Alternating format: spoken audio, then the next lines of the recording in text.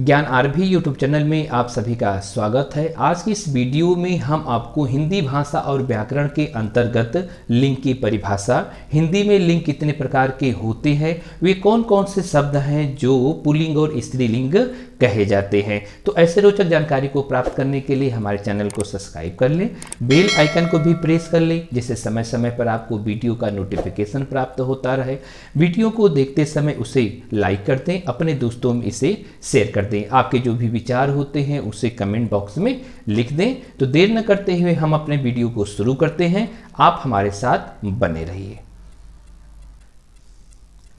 आज की इस वीडियो में हम आपको हिंदी भाषा और व्याकरण के अंतर्गत लिंग के बारे में बता रहे हैं, जिसे आपको ध्यान से इसे देखना और सुनना चाहिए और एग्जाम में बहुत यह इंपॉर्टेंट रूप में आता है। तो चलिए सबसे पहले हम आपको लिंग की परिभाषा बता देते हैं। उसके बाद जो है लिंग कितने प्रकार के होते हैं उनके बारे में बता देते हैं, और वे कौन कौन से शब्द है जो पुल्लिंग और स्त्रीलिंग कहे जाते हैं। तो सबसे पहले हम लोग जो है लिंग की परिभाषा को देखते हैं। आइए लिंग की परिभाषा को देखते समय हमारे व्हाइट बोर्ड की सहायता हम लेते हैं। तो सबसे पहले लिंग की परिभाषा क्या है? देखिए, लिंग को संज्ञा के जिस रूप में, यानी यहां पर आपको यह समझना है कि संज्ञा के जिस रूप से पुरुष या स्त्री तत्व का बोध हो उसे लिंग कहते हैं। एक बार फिर हम आपको बताने का प्रयास करते हैं कि लिंग की परिभाषा क्या है। तो देखिए, संज्ञा यानी नाउन के जिस रूप से पुरुष या स्त्री तत्व का बोध हो उसे लिंग कहते हैं। अब हमें जानने का प्रयास करेंगे कि हिंदी में लिंग यानी जेंडर कितने प्रकार के होते हैं। तो यहाँ पर आप देख रहे हैं कि हिंदी में जो लिंग होते हैं वो दो प्रकार के होते हैं, यानी हिंदी में दो लिंग होते हैं। पहला का नाम दिया गया है पुल्लिंग और दूसरे का नाम दिया गया है स्त्रीलिंग। अब हम लोग जानने का प्रयास करेंगे कि पुल्लिंग कहते किसे हैं और वे कौन कौन से शब्द हैं जो पुल्लिंग कहे जाते हैं। तो सबसे पहले हम लोग पुल्लिंग की परिभाषा को देखते हैं। देखिए, जिन शब्दों में आकारांत शब्द हो, यानी वे शब्द जिनमें आकारांत शब्द हो उसे क्या कहेंगे? उसे पुल्लिंग कहेंगे। उदाहरण में हम लोग देखते हैं, यानी जैसे मटका, कपड़ा, घोड़ा, यह एक ऐसे शब्द हैं जिन्हें हम पुल्लिंग कहते हैं। तो आइए कुछ और पुल्लिंग के बारे में देखते हैं। जैसे आ, आओ, आपा, पन, पा आदि अगर प्रत्यय जिन शब्दों के साथ जुड़ता है तो वह पुल्लिंग कहा जाता है। एक बार फिर हम आपको बता देते हैं कि वे प्रत्यय जिन शब्दों के साथ जुड़ जाते हैं तो वे क्या कहलाते हैं? पुल्लिंग कहलाते हैं। तो यहां पर हम लोग पहले प्रत्यय को देख लेते हैं। जैसे आ प्रत्यय है, आओ प्रत्यय है, आपा प्रत्यय है, पन, पा आदि वे प्रत्यय जो शब्द के साथ जुड़ते हैं तो वे पुल्लिंग कहलाते हैं। उदाहरण के तौर पर देखें, यानी जैसे मोटापा, बुढ़ापा आदि।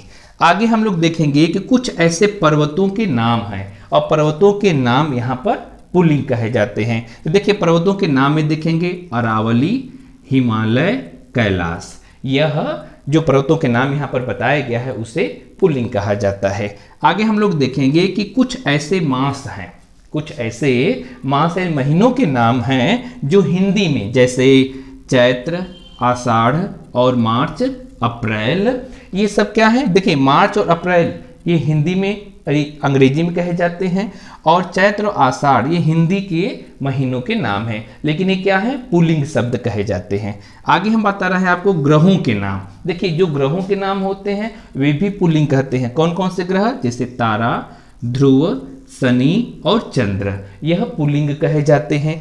अब हम बताएंगे आपको कि स्त्रीलिंग किसे कहते हैं। अभी तो आपने लिंग किसे कहते हैं इसके बारे में जाना। अब हिंदी में लिंग कितने प्रकार के होते हैं वे आपने जान लिया, और पुल्लिंग कौन कौन से शब्द हैं इनके बारे में हमने बता दिया। अब हम आपको बताएंगे कि स्त्रीलिंग किसे कहते हैं। देखिए, शब्द के जिस रूप से किसी प्राणी या जंतु के स्त्री जाति का बोध होता है, यानी यहां पर फिर हम आपको बता देते हैं कि शब्द के जिस रूप से किसी प्राणी या जंतु के स्त्री जाति का होने का बोध होता है तो उसे स्त्रीलिंग कहते हैं। उदाहरण देखेंगे, जैसे सीता, रीता और गीता आदि। अब यहां पर कुछ ऐसे शब्द हैं जो स्त्रीलिंग कहे जाते हैं। देखिए, जैसे यहां पर आपको ध्यान देना होगा कि इकारांत शब्द, यानी जब आप शब्द रूप पढ़ते होंगे तो उसमें जैसे आकारांत है पुल्लिंग के लिए, इकारांत है स्त्रीलिंग के लिए। तो देखिए इकारांत जो शब्द होते हैं वह स्त्रीलिंग होते हैं। जैसे उदाहरण के तौर पर अगर हम लोग देखें तो उदासी, बोली और चिट्ठी, ये शब्द इकारांत कहे जाते हैं। आगे हम आपको बता रहे हैं कि कुछ नदियों के नाम हैं, जो नदियों के नाम हमेशा वह स्त्रीलिंग होते हैं। जैसे गंगा, यमुना, चंबल, कावेरी, यह नदियों के नाम स्त्रीलिंग कहे जाते हैं। आगे हम आपको बता रहे हैं कुछ तिथियों के नाम। देखिए तिथियों के नाम हमेशा स्त्रीलिंग होते हैं। जैसे प्रथम, द्वितीय, तृतीय, चतुर्थी, यह स्त्रीलिंग कहे जाते हैं। आगे हम आपको बता रहे हैं भाषाओं के नाम। देखिए भाषाओं के नाम को यहाँ पर कहा जाता है स्त्रीलिंग। जैसे गुजराती, मद्रासी, अंग्रेजी और मराठी। यहाँ पर आपको ये भी जानना है कि कुछ ऐसे प्रत्यय हैं जिन शब्द के साथ जुड़ते हैं तो वे स्त्रीलिंग बनते हैं। देखिए कुछ प्रत्यय कैसे हैं, आई प्रत्यय, आवट आदि ऐसे भावात्मक संज्ञाएं हैं, यानी आदि प्रत्यय भावात्मक संज्ञाएं हैं जो स्त्रीलिंग होते हैं। अगर उदाहरण लिखें या उदाहरण देखें जैसे खटाई, मिठास, लिखावट, नीचता, चुभन, कृति आदि। यानी यहां पर हमने आपको यही बताया कि जैसे प्रत्यय है आई, ता, आवट, ये प्रत्यय हो गए और ये कैसे है, भावात्मक संज्ञा वाले प्रत्यय हैं। अगर ये हमेशा कैसे होंगे, स्त्रीलिंग होंगे। उदाहरण के तौर पर हमने आपको बता दिया। तो आज के इस वीडियो में हमने आपको लिंग की परिभाषा, हिंदी में लिंग कितने प्रकार के होते हैं और वे कौन कौन से शब्द हैं जो पुल्लिंग और स्त्रीलिंग कहे जाते हैं, उसके बाद हमने जो है पुल्लिंग की परिभाषा, स्त्रीलिंग की परिभाषा आदि सब बता दिया। तो आज के वीडियो में बस इतना ही। आगे यानी नेक्स्ट वीडियो में फिर हम आपसे मिलेंगे। तब तक के लिए आप सभी को धन्यवाद।